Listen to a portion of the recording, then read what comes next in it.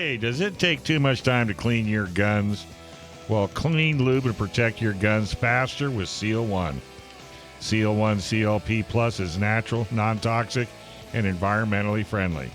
You can clean your guns easier and faster. You'll also smell better, too. Something that Mom will appreciate. One and done with Seal One. And ask for it by name at your local gun shop or get some on their website at seal1.com. That's Seal One, the number one, .com. All right, Joe. So what have you been up to? You want to talk about that pepper spray class you took? Yeah, it's once you talk about pepper spray, it's just pepper spray, It's it was actually no, it was a good class. Did you have bear? Did you have bear spray too? We did not have bear spray. We talked about bear spray, but no, it's a good class. I try to take those classes as often as I can, and David Reed up at the Lemon Grove Rod and Gun Club has been really good at bringing in national instructors. We've taken classes from Brian Hill. This guy this week was Chuck Haggard. Mm-hmm. He's had Tatiana Whitlock in there, so he tries to get national instructors to come down and do a class, and he hosts those. So it's been pretty good. So as an instructor, I always like to take classes, especially if I could take classes from other instructors. That's from other national kind of Sure. instructors. So it's always good because you could always pick up things in those classes that you can use in these classes.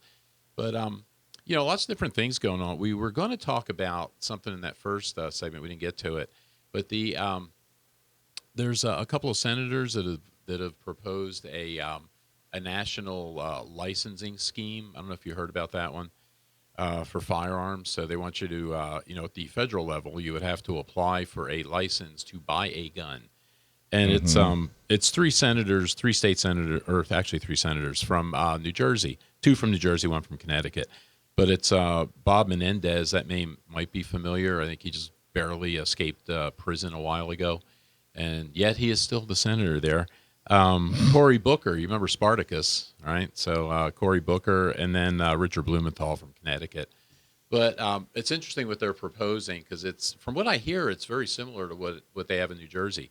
And if they were successful with this, when you wanted to buy a firearm, you'd have to apply to the federal government. You would be issued a license to purchase a firearm. The license would be good for one firearm, and you'd have to purchase the firearm within 30 days, I think it said, of the license, of getting the license. And, again, that's supposed to make us all safer and things like that. But very interesting that they would propose this stuff now. And if you read what Booker says about it, they're taking advantage of the Buffalo shooting like they always do.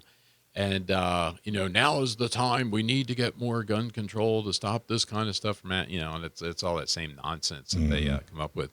But it's interesting that they do that. The other thing that the article that I was reading that they were talking about was if they were to pass that, if that were to become law, because of the way it's written, it would effectively raise the age for being able to purchase a firearm to 21. And it's interesting because we just defeated that out here in California for the long guns. And I think Michael was talking about it a week or two ago here. And, so it's interesting that they proposed that. But it's, that stuff just never stops. Well, it's nothing new. No, it isn't. It's all the same kind of stuff. They just wait for the next event, and then they bring it up again. But, they never do anything. Yeah, well, it's scary too. I think the other thing driving it is, with a little luck, there'll be a big shift in power here in Congress in November. But stop it just for a second. Mm-hmm. They control the House, they control the Senate, they control the White House, but yet they can't pass any of these bills. Well, they don't exactly control the Senate. They're close. The Senate, remember, is a 50-50 split. Well, that's true. But, you would think. Between, Mitt Romney, Susan Collins, Lisa Murkowski, yeah, you can't depend on it. Yeah. But Kamala is the tiebreaker there if they need her in the Senate. But still, I see what you're saying. I mean, they're not getting anything done, and it's no. Part of it I think is because of the stuff is so outrageous that even those three don't come across a lot, to support these things. Right. But yeah, this one too. Again, it's just it'll be interesting, and I'll talk to our next guest too about this a little bit. Because he's a historian and an expert basically in the Constitution and constitutional law. And it's interesting. It'll be interesting to see when the Supreme Court opinion is going to come out here shortly, probably next week or the week after, because the session's over in June. So they've got to make these announcements here in the next week or two.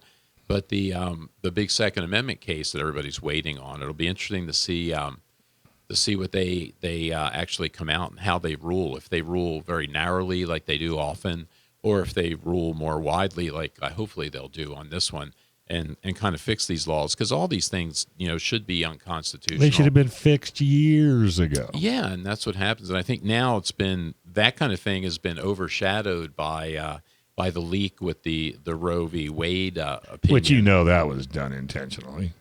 Yeah, I don't know. I'm trying to think of what the intent would have been. I mean, to stir up all this, animosity. But they were going to announce that anyway, and I don't know if because on the one hand, maybe they thought that they could change the mind of the judges. Exactly, which what they're doing again, and that's another problem that we have in this country now, is we don't enforce the laws, or we enforce the laws for one side but not the other. Right.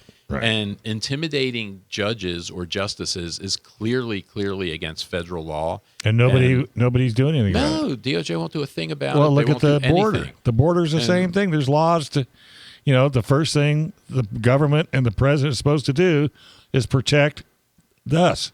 Yeah, see, and I think that's what gets us into a very dangerous area as a country, because now if we're blatantly just not going to obey the laws, I mean, where does that end? Where does that lead us to? Yeah, because because you could see them now. I mean, all right, the idea might have been to see if you could intimidate one of those justices or two of those justices to change their vote. But even beyond that, now this inciting the violence that's starting to happen here with the and I can't, it's there's death threats against the judges now. Oh yeah, and they do that kind of stuff. But again, it's and they know who's doing it. Yeah, and I try to be reasonable about it, but I mean, you got to call a spade too when they do this kind of stuff. And it's just, when you've got the mayor of Chicago saying that this is a call to arms, if a Republican says something like that, it's the end of the world, and their career is over. But, when you've got the media saying, okay, the White House is bracing for possible violence based on the court opinion. And no, you're not bracing for it. You're instigating it. Yeah. You're hoping for it. Exactly. And, it's just a real dangerous direction for us to be going in. Well, yeah, it's not getting any better. Let's put it that way. And everybody is watching to see what we're going to do. Yeah. And it's, and you would think, that's why it was a little bit puzzling with the, with doing this leak, I guess, because they could have waited just for the, for the opinion to come down in June and then try to stir all this up between June and November to try to influence the election a little bit. They're not the sharpest pencil in the box. Well, they're sharper than the team that's in second place, that's for sure. Well, there is something to be said for that. It's when you just can't imagine it getting any crazier, it gets crazier. Yeah, and again, that's the thing with this gun stuff, like with this licensing scheme. Part of that's to take advantage of the shooting in Buffalo. The other part might be, again, a panic because they may not have that kind of control in Congress in November anymore, after November, so they may not be able to even pass that kind of stuff. So it's very interesting. But like I said, we have Steve Holbrook on here next. That's going to be pretty interesting because that's his area of expertise. I'm sure he's going to have a lot to say about that. Well, like I said, I'm looking forward to that interview as well. So yeah, we'll get to that. The the other thing too we didn't talk about is that has a gun aspect to it was you've heard of the World Health Organization, the treaty that they're trying to push with that. You're going to get me all fired up, aren't you? Can you even believe that they're going to even consider? Well, I think, didn't Biden already sign it? I think Tuesday. I think this coming week they're in Sweden or somewhere. And I thought that was the scheme because they're calling it a treaty, but it can't be a real treaty. I thought the Senate had to approve a real treaty. Well, that's what I thought too. And already states are sending letters and saying, yeah, I saw that. I mean, are you kidding me? Well, because again, the scary thing, they use it again under the guise of a pandemic, right? Of course. And that's the World Health Organization would apparently, if they sign this thing, the idea is they would be able to come in and dictate what we would do in this country based on declaring this pandemic or something. And somebody, I was listening to somebody on the radio the other day, and they were pointing out that we know the World Health Organization has been calling gun violence a pandemic for years. And so does that mean, can they step in now and say, at the next shooting and say that, okay, it's, it's time for us to do confiscate all the guns, confiscation or some other restrictions. Well, of course, and that way the White House can say, well, it's WHO, it's not us. Well, yeah, and that's the difference between the two sides. Steve was saying, rather than call it Republican, he was calling it conservative, which I think is a better way to do it. I think that's more accurate. But, you have elitists, I guess, that are mostly on the left who unfortunately control the Democratic Party right now.